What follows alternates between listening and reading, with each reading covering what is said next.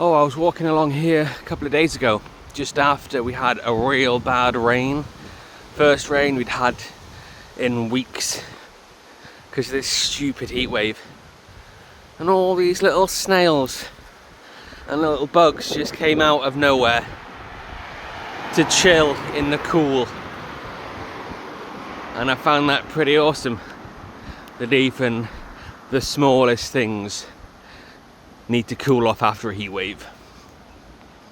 Cute little fellas.